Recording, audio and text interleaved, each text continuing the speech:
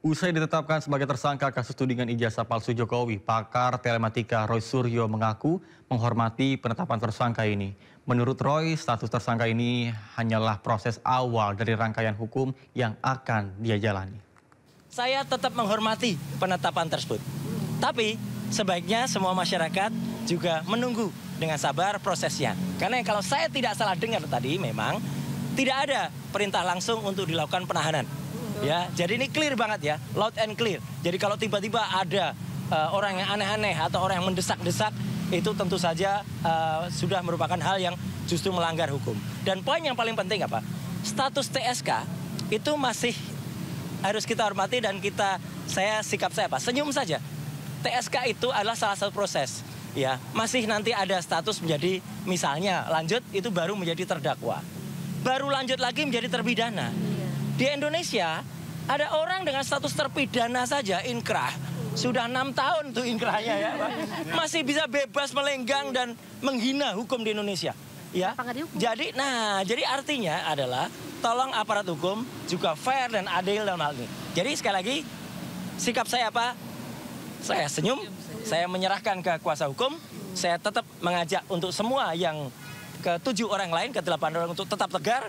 Ini adalah perjuangan kita bersama rakyat Indonesia, selaku masyarakat yang bebas untuk melakukan penelitian atas dokumen publik, tidak untuk dikriminalisasi, dan tolong aparat itu juga fair dan adil.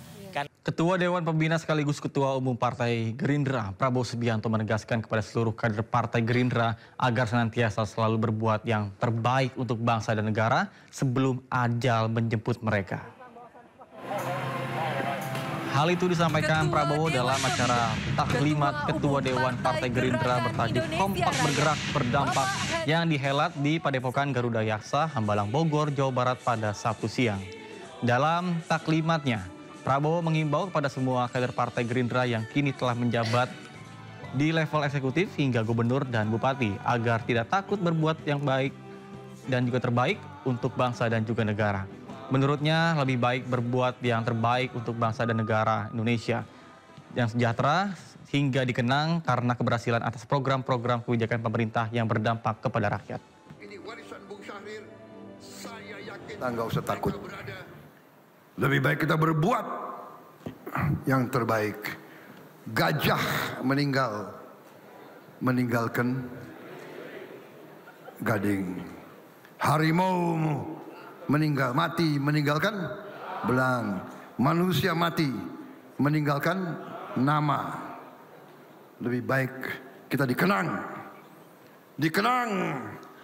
membela rakyat, dikenang membawa Indonesia sejahtera, dikenang memberi makan semua anak-anak dan ibu-ibu hamil seluruh Indonesia. Itu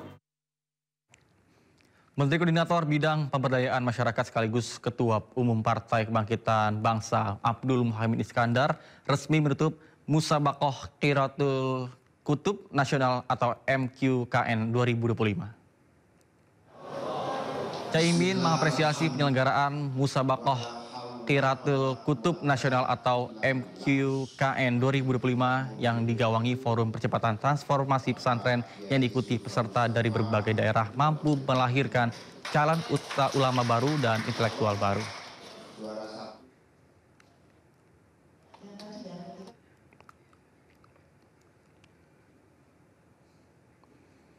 Ketua Umum Jokowi Mania Andi Azwan melaporkan Rizmon Sianipar dan kawan-kawan ke polisi karena dinilai melakukan fitnah dan hoaks. Andi Azwan menyebut fitnah dan juga hoaks yang ditujukan kepadanya sebagai pembunuhan karakter.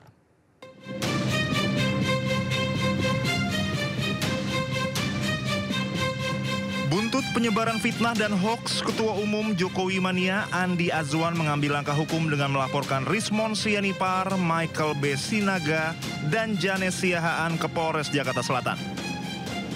Ia menyebut fitnah dan hoaks yang ditujukan kepadanya sebagai pembunuhan karakter. Andi Azwan menyangkal menjadi tersangka tindak pidana pencucian uang di KPK seperti tuduhan yang dilayangkan Rizmon Sianipar dan kawan-kawan. Siang ini tadi saya sudah di dalam untuk meneruskan pelaporan saya terhadap 3 orang, ya, Rizmon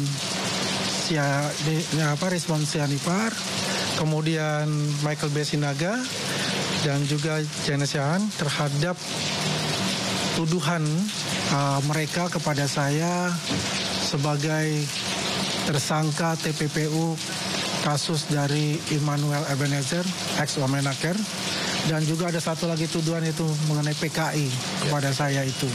Dan ini alhamdulillah sudah diterima oleh Polres Jakarta Selatan dan sudah ada laporannya di sini. Dan kita akan kawal terus untuk menindaklanjuti atas tuduhan mereka. Sebelumnya beredar di media sosial, Andi Azwan dikabarkan menjadi tersangka tindak pidana pencucian uang di KPK. Nama Andi Azwan juga disebut ikut terseret kasus yang menjerat mantan Wamenaker Immanuel Ebenezer atau Noel. Dari Jakarta, Rizky Ihwal, iNews melaporkan. Sementara KPK menetapkan Bupati Ponorogo Sugiri Sancoko dan 3 orang lainnya sebagai tersangka dalam 3 klaster perkara korupsi.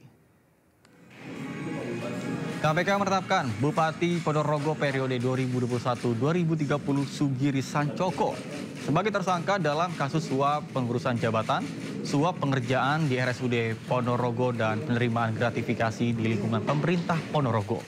Selain Sugiri, KPK juga menetapkan Direktur RSUD Dr. Harjono Kabupaten Ponorogo, yakni Yunus Mahatma, Sekda Kabupaten Ponorogo, Agus Pramono, dan pihak swasta rekanan RSUD Sucipto. Kemudian kasus ini bermula saat Yunus Mahatma mendapatkan informasi dirinya akan diganti dari posisi Direktur RSUD oleh Bupati Sugiri. Kemudian Yunus menyiapkan uang 1,25 miliar rupiah untuk mengamankan jabatannya. Uang suap ini diserahkan melalui Sekretaris Daerah Agus Pramono.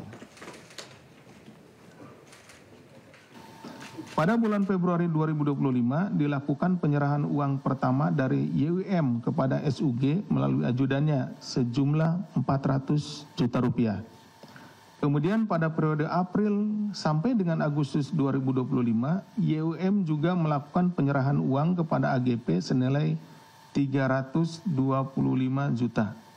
Selanjutnya pada November 2025, YWM kembali menyerahkan uang senilai 500 juta melalui saudara NNK selaku kerabat SUG. Nah yang terakhir inilah yang kemudian kita tangkap ya.